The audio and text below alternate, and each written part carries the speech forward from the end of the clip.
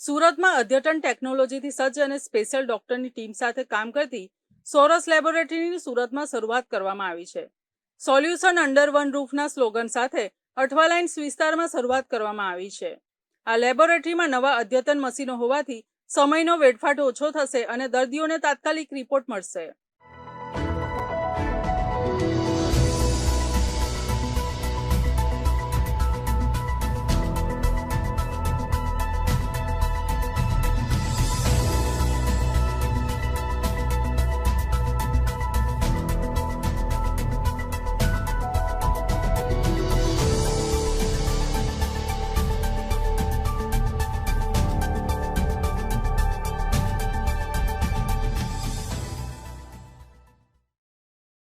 આજે હું તમને સોરસ લેબોરેટરીની વાત કરીશ.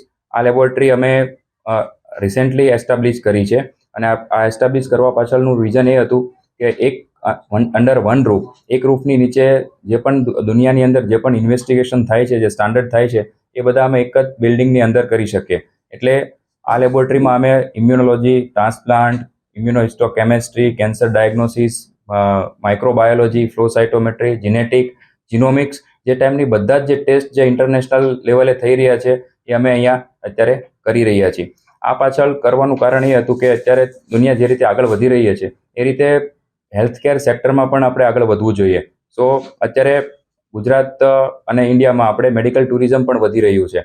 એટલે જો આ બધી ટેસ્ટ આપણા સિટીમાં થતી હોય, આ બધા જ રિપોર્ટ્સ ઇન્વેસ્ટિગેશન આપણે ત્યાં થતા હોય તો પેશન્ટ માટે બહુ સારું પડે અને બહારથી આવનારા લોકો માટે પણ એક સારો એવો સ્કોપ ઊભો થાય.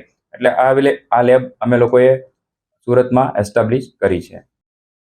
મારું જે સુપર સ્પેશિયાલિટીની ટ્રેનિંગ છે એ અમદાવાદથી લીધા પછી બીજા એક અપોલો કેન્સર ચેન્નઈમાં 4 વર્ષ કામ કર્યું છે. અને અમારો સોરસ જે મેઇન મોટો છે કે સોરસમાં દરેક કેન્સરના પેશન્ટને સચોટ ટ્રીટમેન્ટ મળે, જલ્દીથી જલ્દી ટ્રીટમેન્ટ મળે.